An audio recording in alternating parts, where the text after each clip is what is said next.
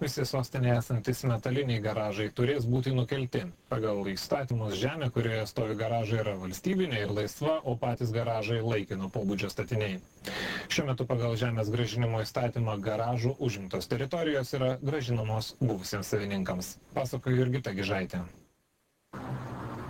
Karoliniškėse 35 metus stovintys metaliniai garažai greitai turės būti nukelti.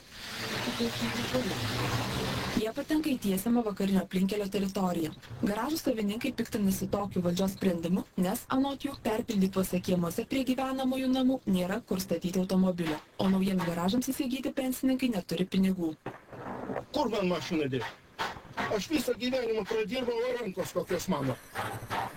Jūs neturite kur dėti garažą? Nėra garažo. Ne aš vienas, o visiems. 1800 garažų čia stovi ir visiems, kur nori, meskit. Šitą nusineškit. Metaliniai garažai laikini tarybiniais laikais pastatyti statiniai. Todėl jie negali turėti nei teisinės registracijos, nei ilgalaikės žemės nuomos sutarties. Žemė, ant kurios stovi šie garažai, yra valstybinė arba priklauso savininkams. Pagal dabar vykstantį nuosavybės grąžinimą, metaliniai garažai turi būti iškelti, o žemė grąžinta buvusiems jo savininkams. Kaip tik taip apskritis atsiunčia kartografiją, mes tenai formuojame sklypus laisvus, turėtus toje vietoje savininkų buvusių ir perdodam apskričiai.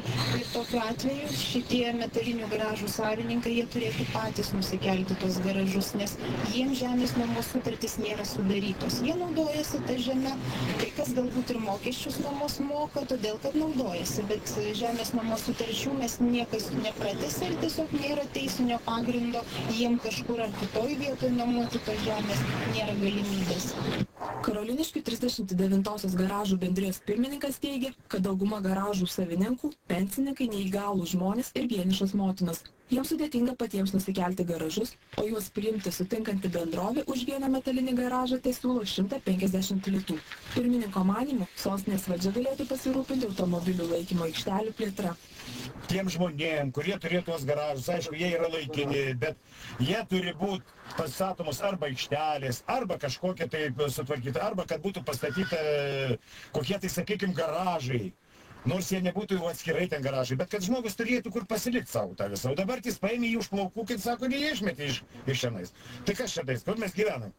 Ant savininkams priklausančių žemės stovintis garažai turi būti nukelti pagal susitarimą su žemės savininkais. Karoliniškėse esantys garažai, patenkantys į vakarinio aplinkelio teritoriją, turi būti nukelti kitų metų pirmą pusmetį. Juos nukelti savininkai turi savo lėšomis. Karoliniškių metalinių garažų savininkai tikisi iš miesto valdžios gauti bent kompensaciją.